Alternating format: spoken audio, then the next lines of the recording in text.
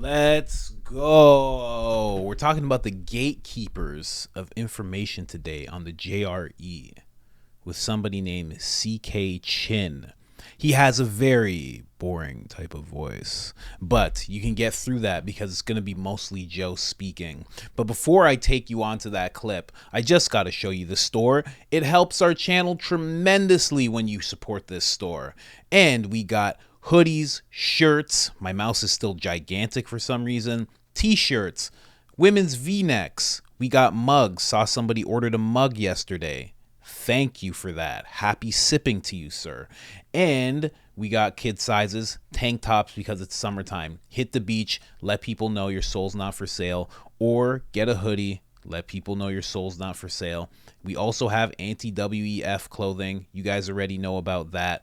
Let's get into the clip as they talk about these gatekeepers of information and how podcasting has kind of changed all that for people, because now there's voices like mine and there's voices where two people sit down and they discuss things and ration things and they just get into some really cool stuff. And then the guy that he's sitting with kind of says something that's a little off. And I always, I don't want to say jump down people's throats, but let's just play it. Let's get into it here. Boom. The time, and that's oddly enough where podcasts have sort of come in to fill that void, because in podcasts you can have two intelligent people just sitting down talking about stuff in a way like, well, maybe that's not true, maybe this is true, let's find out, let's discuss this, and let's figure out why people are saying this thing that is clearly untrue and saying it across like multiple platforms. Like, what's the motivation behind this? Like, Yep. That's a thing that didn't exist before. Because, first of all, in the past, we didn't think of the news as being this thing that was lying to us. Yeah. And that's a real recent thing. And I think a lot of that was exacerbated during the time that Trump was president, because the media was so upset that Trump had become the president and so upset that this, what they thought this con man was now running the entire government, that it's time to fight fire with fire. And so they started attacking in the same way that they felt like he was attacking, the way he would, call people by a nickname, Lion Ted, or, fucking Lion Hillary or Crooked Hillary, or, he'd have all these nicknames for people. Yeah. And call the news the fake news, and like, God, we have to fight fire with fire. We have to. You see, I kind of disagree with that. I kind of think that Trump came in and he was fighting fire with fire. Because at that point, when Trump was running for president and when he came into office, the media had already been spinning things and using a lot of emotion when they were talking to people, dividing people, helping people tribe up, giving, and talk about nicknames, giving other people nicknames, nicknames like the unvaccinated, which wasn't a thing at that time, I know, but they would give people names that you could call someone, whether it be sexist, misogynistic, Nazi, you're racist, right? Like white supremacist. They were giving people these names. They're branding people as these things. And I think Trump came in and he was fighting fire with fire. Him calling them fake news was him putting the fire to them. Like, how do you guys like it when somebody brands you as something? How do you guys like it when I give you a nickname and I give you a thing and I give people something to tribe up against you guys with? How do you guys like it? I really do think that Trump wasn't the starter of that whole thing. He was the finisher. he finished that whole thing.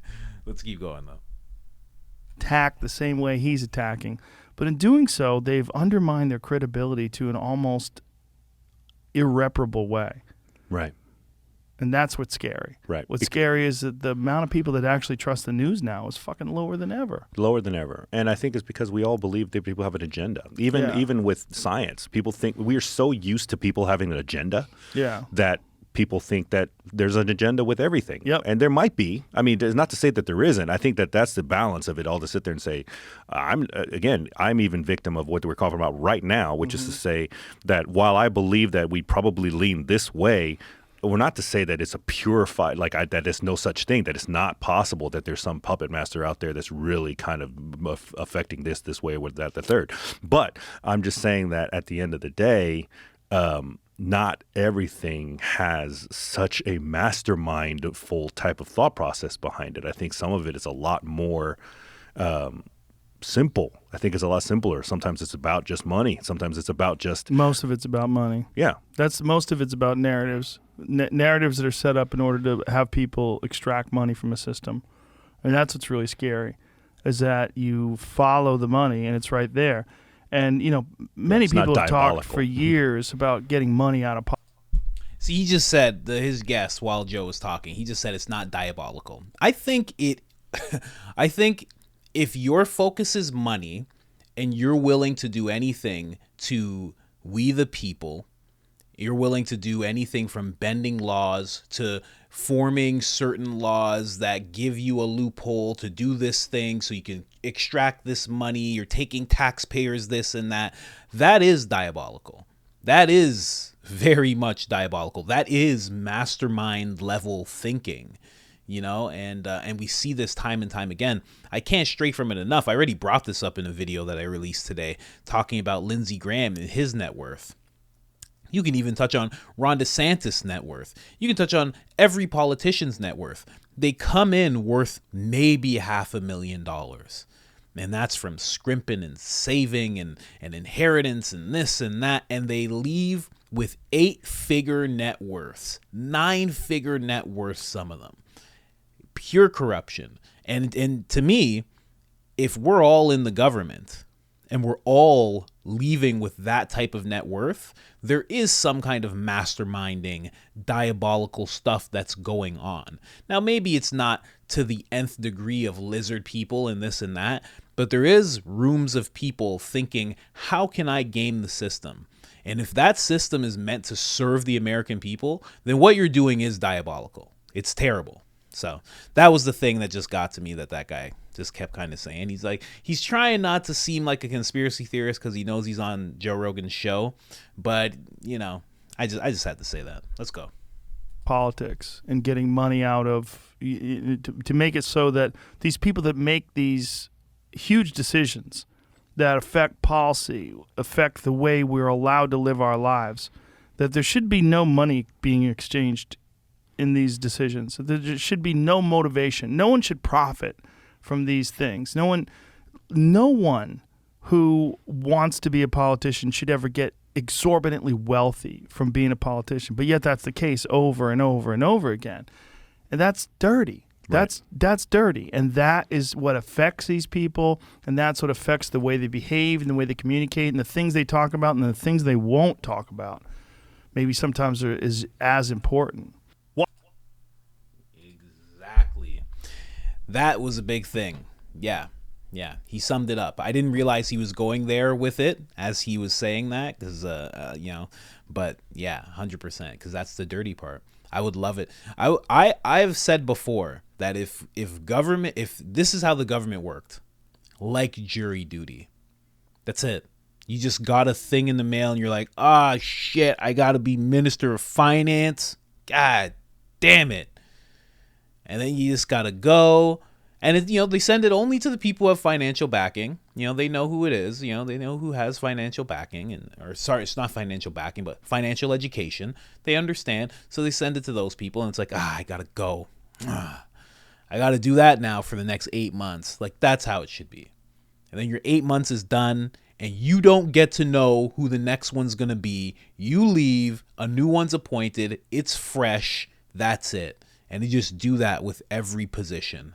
And I know it sounds crazy, but what's crazier? Trying something like that out, or having all of these politicians be in power? Because it is power. Whether you're a senator, you're a congressman, you're a president, you're Ministry of Finance, you're this, you're that. That is a position of power and a position of control. What's crazier?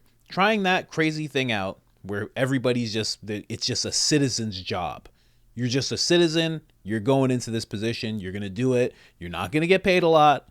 It doesn't pay good money. You can't do any loopholes. You get no benefit from it other than serving your country. Or have these guys in office for decades and decades, and they get hundreds of millions of dollars that is surely coming out of the taxpayer's pocket. Like, which sounds worse? I would say just give that other side a try. Like, why not? What's the worst that can happen? What's the worst that can happen? There are right now people like you and I sitting at home who could do a lot of the jobs that we see in government well. They could do it with good intention and a good heartedness and serve for 8 months and then get out. They could do that, you know?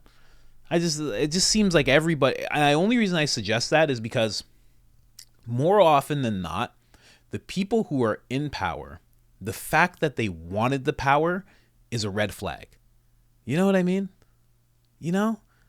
Like even when you're talking about DeSantis and how great he is, or RFK or Trump, the fact that they want the power is a red flag. That they want it. That they're like, I could do that. I could do the whole thing. Yeah, I can run the whole country. Yeah, no, I should be a senator. Yeah, I could be a senator for 40 years. Like, what? Huh? Why? Explain to us. Explain to the people why. You know? Because the answers you'd get would be insane. If they all had to take truth serum and tell us really why they want to be in office for so long and do nothing else, the answers would be crazy if we had truth serum. But I just wanted to bring you guys that video. Again, like the video. It helps the channel so much. You have no idea. And it helps me so much because, you know, it's akin to sharing a video now that YouTube has like a thing that they did. I don't know. They changed the algorithm. So the more likes there are, the more likely it is to get pushed into more people's feeds. So please like the video if you've watched this long. And for 10% off at the store, I am Coach Colin, all one word. Put that in, get yourself a shirt. Other than that, I am out. Peace.